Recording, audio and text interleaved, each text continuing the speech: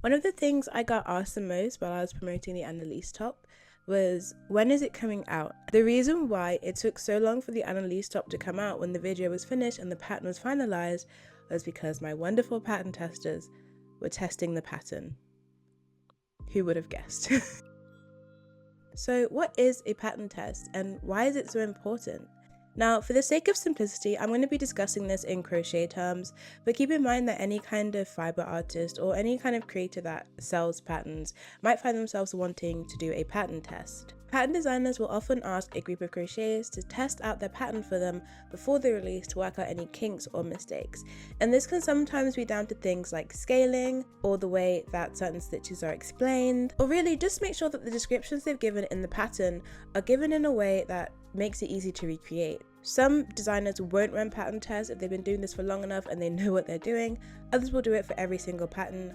Me personally, I chose to do a pattern test because it was my very first time writing a pattern, and I actually hadn't bought one before this point in time. I'm very much a I see it, I crochet it kind of person. So I wanted to make sure that what I was putting out was viable for other people to recreate. Sometimes pattern testers are paid, sometimes they aren't. And for most pattern testers, I think that the appeal is being able to make a pattern you really like for free and earlier than the release would ordinarily be. If you're a pattern designer, I would really recommend trying out a couple of pattern tests. It's really nice to understand the process more before you jump right into it. So, how do you do a pattern test? Well, first, you're going to need a pattern, and I'm not going to go into too much detail about this because otherwise we'll be here forever. But if you want a full breakdown on how I did the Annalise top pattern, let me know down below and I'll do my best to make it happen. Once you've written and refined your pattern as much as you can, it's time to make a pattern tester call. This is how you'll find your testers, and I choose to do it on Instagram because that is my largest platform. But I've seen people do it on Ribbler. I don't know much about Ribbler, so I'm not going to be discussing it too much in this video. So I'm going to make a pattern tester call post for you guys right now, and I'm going to break down why we include the things that we do. Let's get started. So I've got my iPad here. I'm an iPad kid first, human last.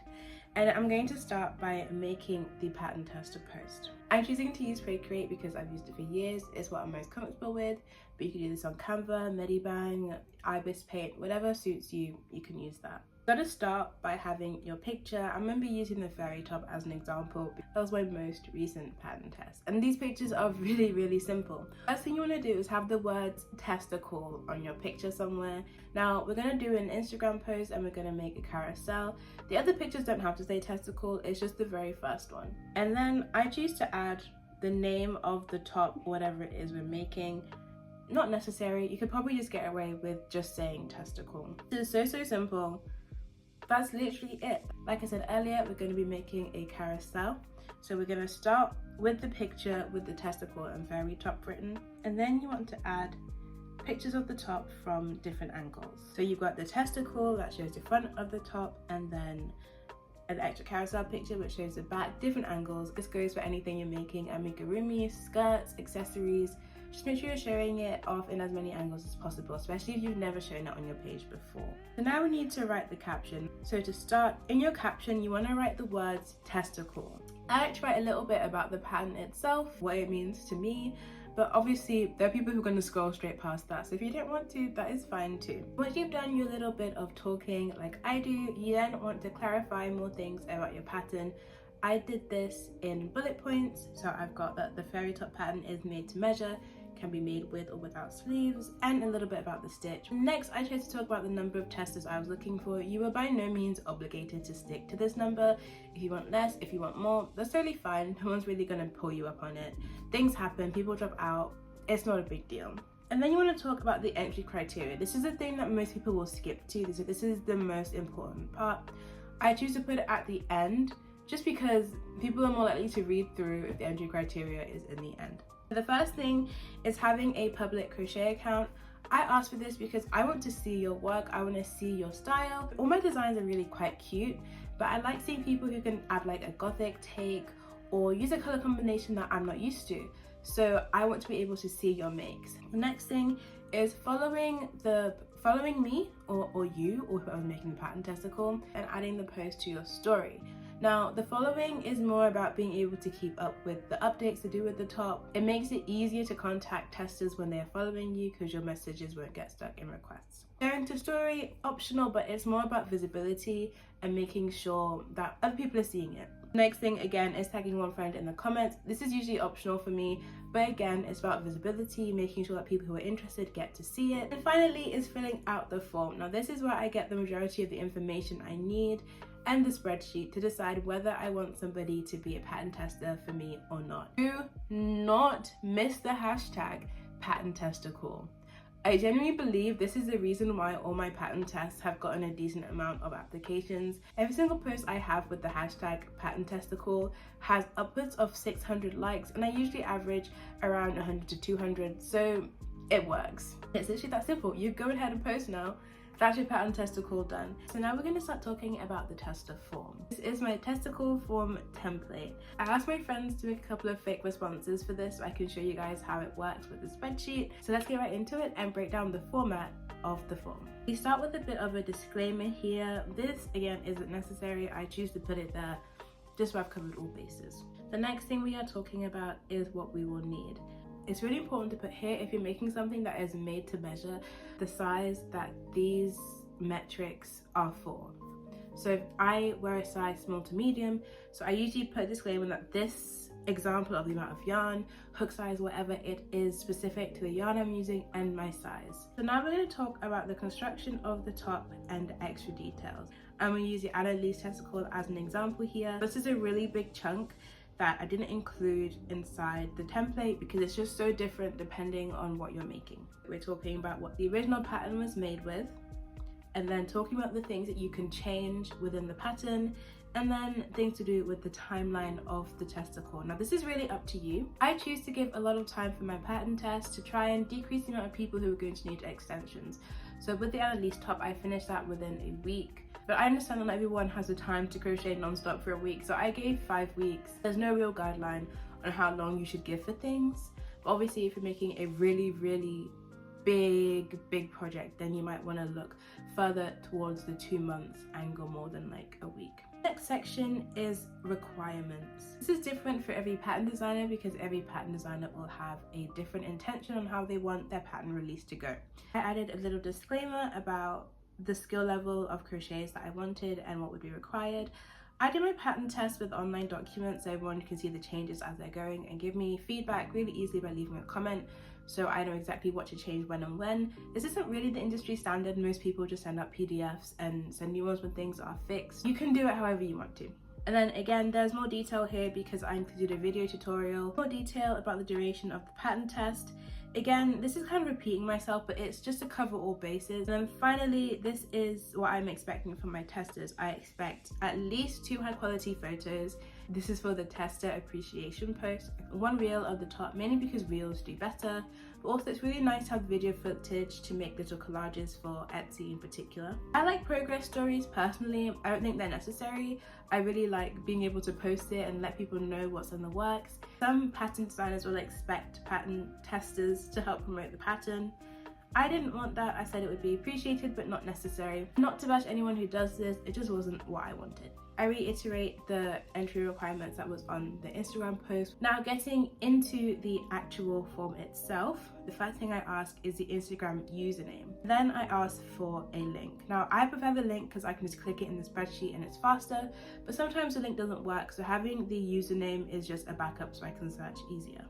The next thing is the email address. I like to send out links to emails because they're easier to access than in a group chat where it will get lost in messages. Top size, this is kind of self-explanatory. If you want to make sure you have a group of testers that is super inclusive, you will want to know what size people are making. Then describing crochet skill level, I like to have a mix of beginner crocheters if possible and then more experienced crocheters. Another qualifier, are you able to complete the pattern in the time span? This is basically like accepting the terms and conditions. If you don't check this box, then it won't let you continue. Next thing I ask is permission to use photos and videos in promotional content. I've never had anyone say no yet because I think the nature of a pattern test is to be in the promotional photos. Next thing is another sort of terms and conditions accepting thing. So this is saying that you're not going to share out the PDF. Some people ask that if you don't finish a pattern test, you have to pay for the price of the pattern.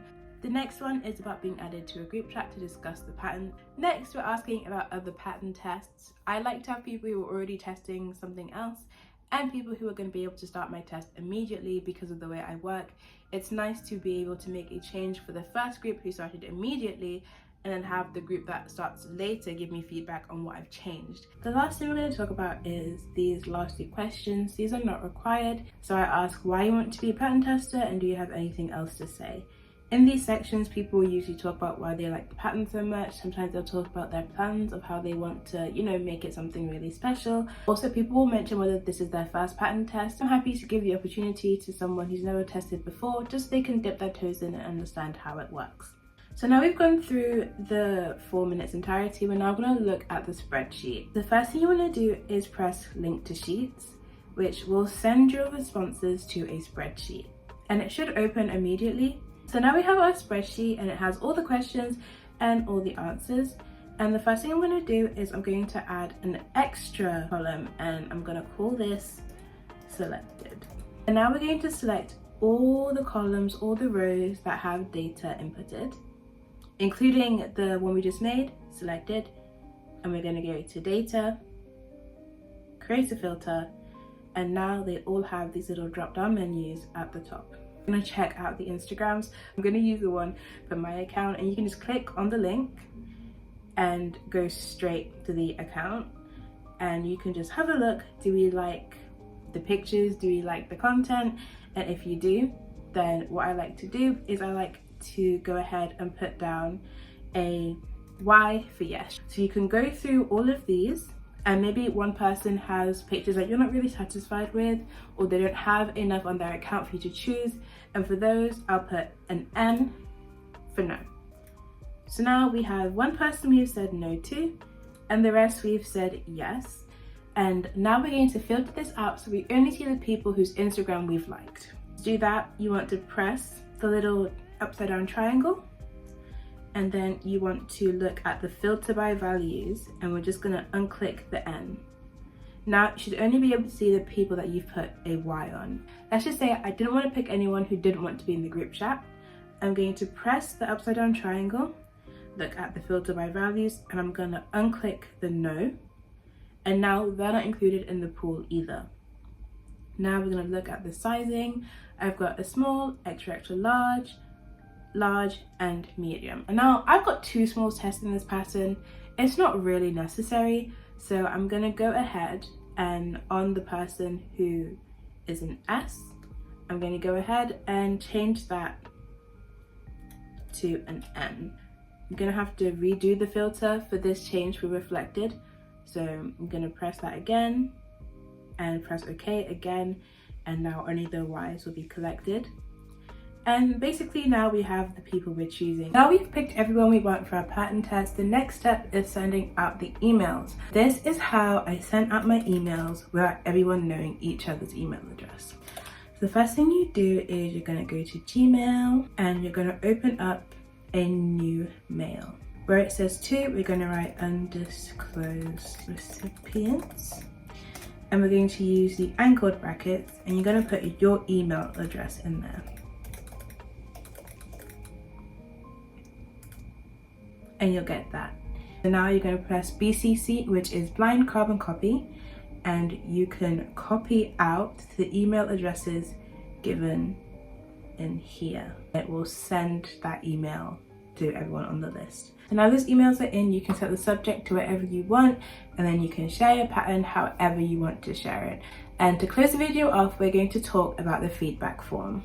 This is the feedback form, the Instagram username, and then thoughts on the finished item. Most of the time, most of these thoughts are given throughout the process of the pattern test, but sometimes it's nice to have it all collated into one place. Next, I asked the type of yarn and main hook size. Because my patterns are made to measure, you can use different yarn and hook sizes. I like to know what they use so I can add it into the lookbook when I get around to it. And finally, there's just another question, just an open question. Is there anything else you would like me to know? And that is literally it. Those are the main things you need to know for making your pattern test. I needed this video when I started, so I'm so happy to have the opportunity to give it to you guys. If this video helps you at all, please consider leaving a like or subscribing. I make crochet content and I would love to see you there. If you have any questions, please leave them in the comment section down below. I'll be answering them to the best of my abilities. And thank you so much for watching. I'll see you in the next one.